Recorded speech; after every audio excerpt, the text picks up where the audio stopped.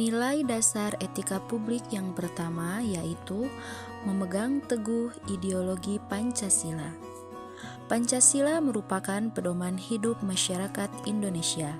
Kehidupan masyarakat Indonesia harus sesuai dengan nilai-nilai yang terkandung dalam Pancasila. Sebagai seorang ASN, kita diwajibkan untuk dapat mengamalkan dan berpegang teguh pada nilai-nilai Pancasila. Dengan berpegang teguh pada nilai-nilai Pancasila, maka akan terwujud masyarakat yang damai dan sejahtera. Nilai dasar etika publik yang kedua yaitu setia dan mempertahankan Undang-Undang Dasar Negara Republik Indonesia tahun 1945 serta pemerintahan yang sah. Seorang ASN wajib melaksanakan tugas dan amanahnya sesuai dengan ketentuan peraturan perundang-undangan. Setia menjalankan tugas di lembaga kenegaraan dalam pemerintahan yang sah, dengan menghormati dan menjunjung tinggi kebinekaan Indonesia, serta menentang keras segala bentuk radikalisme dan intoleransi. Nilai dasar etika publik yang ketiga yaitu mengabdi kepada negara dan rakyat Indonesia. Sebagai pelayan publik, ASN harus dapat membaktikan diri kepada negara dan masyarakat dengan menjaga integritas dan menjalankan tugas dengan tekun, disiplin, dan profesional. Nilai dasar etika publik nomor 4 yaitu menjalankan tugas secara profesional dan tidak berpihak. ASN merupakan pelayan publik, maka dari itu ASN harus bersedia dan siap melayani masyarakat kapanpun dan dimanapun secara profesional sesuai dengan prinsip keahliannya tanpa memandang siapa-siapa yang dilayaninya. Kemudian yang kelima yaitu membuat keputusan berdasarkan pada prinsip keahlian. Sebagai seorang ASN, kesiapsiagaan dalam menghadapi problematika itu sangat dibutuhkan. Dalam menghadapi persoalan, perlu dibuat sebuah jalan keluar atau keputusan yang cepat dan juga tepat sesuai dengan prinsip keahlian yang dikuasai. Kemudian yang keenam, yaitu menciptakan lingkungan kerja yang non-diskriminatif. Diskriminasi di sini merupakan sikap membedakan secara sengaja terhadap golongan-golongan yang berhubungan dengan kepentingan tertentu.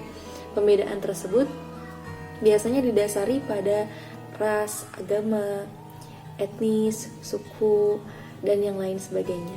Sebagai seorang ASN yang menjunjung tinggi nilai Pancasila dan Undang-Undang Dasar 1945, maka diharuskan untuk saling menjaga dan juga saling menghargai perbedaan. Dalam melayani masyarakat, seorang ASN tidak boleh membeda-bedakan suatu golongan tertentu. Semua masyarakat harus mendapatkan perlakuan dan juga pelayanan yang sama. 7. Memelihara dan menjunjung tinggi standar etika luhur. Kita sebagai ASN dituntut untuk dapat menerapkan gotong royong antar sesama. Dan sebagai perawat, kita dapat merawat pasien dengan baik tanpa mengharapkan imbalan. Sebagai sesama manusia, kita pun dituntut untuk terus tolong-menolong kepada orang-orang yang sedang dalam kesusahan. Itu adalah suatu keharusan dan kewajiban kita sebagai umat manusia. 8. Mempertanggungjawabkan tindakan dan kinerjanya kepada publik. Sebagai ASN yang baik, kita dalam bekerja harus mematuhi standar operasional prosedur yang benar. Dalam berkomunikasi pun, kita dituntut untuk dapat menjelaskan yang baik dan benar. Dan setiap tindakan yang dilakukan sebaiknya didokumentasikan pada pelaporan tindakan yang dilakukan. 9. Memiliki kemampuan dalam melaksanakan kebijakan dan program pemerintah.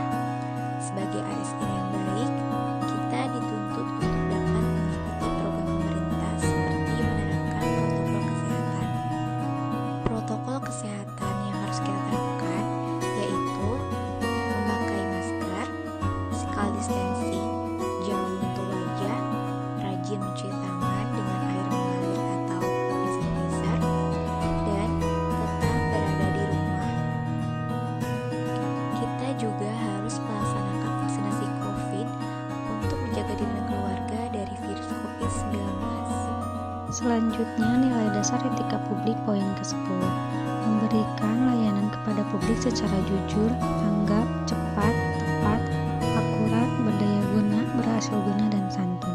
Sebagai ASN yang menjadi bagian dalam memberikan pelayanan, kita harus menguasai etika-etika publik dan mengamalkan di kehidupan kita sebagai pemberi pelayanan, sehingga kita bisa menjadi pelayan publik yang baik, optimal, dan bisa memberikan kepuasan kepada masyarakat yang kita layani.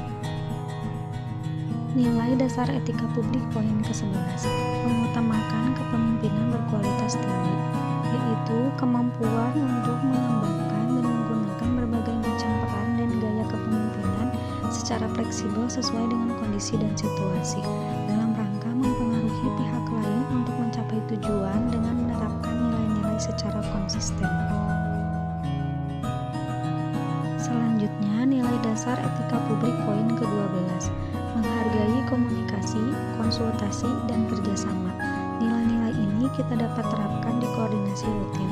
Pada rapat koordinasi rutin ini, kita dapat memecahkan masalah bersama, sehingga terjalinnya komunikasi, dan kita juga dapat berkonsultasi, baik kepada sesama rekan, maupun kepada atasan jika ada masalah yang terjadi di lapangan, sehingga kita bisa menjadi tim yang solid dan dapat optimal melayani publik.